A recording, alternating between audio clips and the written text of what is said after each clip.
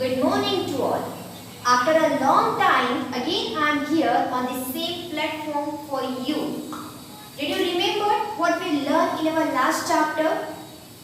Yes, in our last chapter we learned about how do organisms reproduce. Means we learn about the process of the reproduction.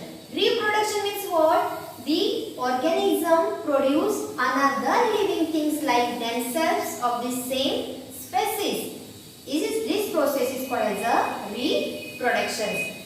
And already we learned about the different types of the reproductions. Means there are the two types of the reproduction. One is a sexual reproduction and another one is the asexual reproduction. What do you observe? Do you observe by this process, for example, about the human beings? Human beings reproduce the another living things like themselves. So sometimes we can see the offspring, the young ones. They are looks like their parents. Some look like their mothers. Some look like their fathers also. So why this happen? Okay, so this happened because the inheritance of the characters. Now what is it by the characters? So these are features. Some recognizable features like the height, complexation, shapes of the hair, colors of the eyes, shape of the nose, chins, etc. These all the features are called as the characters. It is also called as the traits. Understand? Means these all are called as a character. These all also called as the traits also. So during this process, during the reproduction, these characters, these traits transfer from parents to their offspring. Understand? Means the process of the transmission of these characters, the process of transmission of these traits from parents to their offspring is called as a heredity. This process is called as a heredity. Understand? Heredity means what? It's a continuity of the transmission of the characters from one generation to the next generation. Understand? It is called as a heredity. Means the some characters which are inherited from parents to their offspring. So therefore we are look like our parents. Our some habits, some features, it's look like our parents. Understand? So do you understand what is in by the heredity? Heredity means it is a process of the transmission of the characters, transmission of the traits from parents to their offspring. From one generation to the next generation is called as the heredity. Understand? Now we know that for example in the human being, we know that the human being reproduced by the sexually way. Means the sexual reproduction that occurs into the human being, and the organism which are reproduced sexually, they produce in their body the sex cells are produced. Now which are the sex cells? Yes, in the male sperm is a sex cell and in the female egg, also called as a ova, is a female sex. It is also called as a gametes also. Understand? Means this gamete contains the information about this trait. Understand? This gamete contains the information about these traits, about these features, and this transfer from parents to their offspring. Means these gametes constitutes the link between the one generation to the next generation. Means how? We know that this sex cell means this gamete.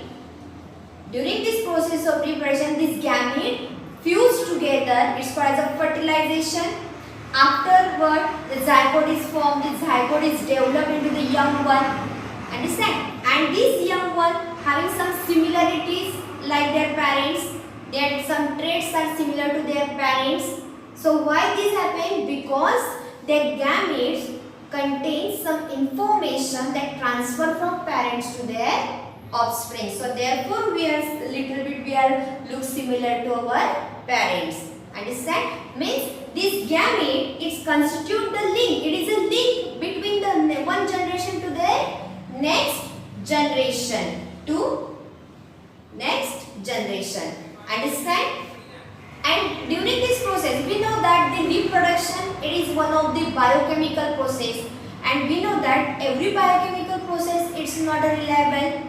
Means during this process the offspring which produce is similar to their parents, but it's not a true copy of their parents. For example, in the human being, in the one species we can see the differences, we can see the different kinds of the animals into the one species. For example, we are also the human being. Just see, compare ourselves with our parents. Our shape, body shapes are the similar to our parents, but we are not exactly the carbon copy of our parents.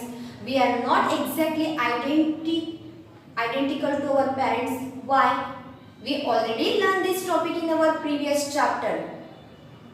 Did you remember about the DNA copy?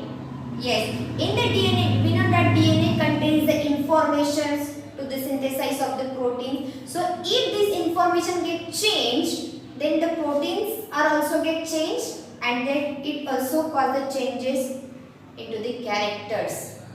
Understand? So it is called as a variations. Means the organisms which produced by the process of the reproduction, it contains some differences, it contains some variation, it contains some differences into the one species. It is called as a variation. What is it by the variation? The differences in the characters or the traits among the individual of a species is called as a variations. And what is the importance of this variation? Variation increase the chances of the survival of the species into the changing environments. For example, into the human being, which kinds of the variations are found into the human beings? So, many times we can see that some people they are the taller, some are having the medium height, some are the very short. Means we can see the variations into the height also. The another examples of the variations into the human being is about our ear. Just look at your ears. So the lowest parts of the ear, it is called as a ear lobe.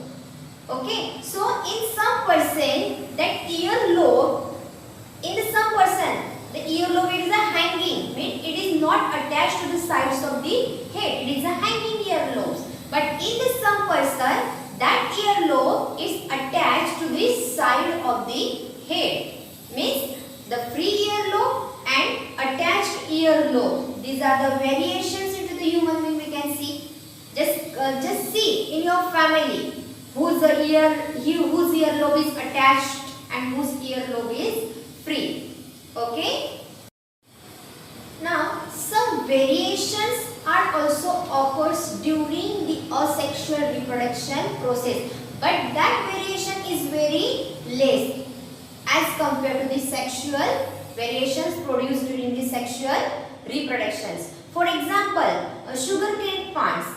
When you observe the field of the sugarcane, all the sugarcane plant almost look similar to each other. Means we can see the very less differences, very less variation into that sugarcane plants. But the organism which produced by the sexually, we can see the greatest large variations among these organisms. Understand? Means as compared to the sexual reproduction, very less variations are occurs into the asexual reproductions way. Understand? Now, the next point is the accumulation of variation. We know that the reproduction produces the variations into the organism. In the variations of the organisms get accumulated into the organisms, into the successive generation. Okay, so means the significance of variation shows up only if it continues to be inherited by the offspring for the several generation. See, the significance of variation shows up only if it continues to be inherited by the offspring for the several generation. These points will be clear by the example of this bacteria. Now see here, this is one of the bacterium bacteria reproduce asexually. Now see here, when this bacteria reproduce asexually, it produced two offspring. It produced two bacterial cell. And see, if one of these bacterial cell, it contains a variation. Means one of the bacteria, it is a heat resistant. Means which can tolerate the little heat. Means it contains the variation. Then the means and another one it not contain the variation. Understand? And now when this variant bacteria, when again it reproduce, means this variation, the variation which are the heat resistance, which tolerate the heat, so that variation is transferred to the next generation. It transferred to the next generation, and these variations accumulated into the successive generations of the offspring. Understand? Means in this way these variations get accumulated, it get passed into the next generations and accumulated into the organism. Understand? Now what is the advantage of these variations? If the temperature gets increases,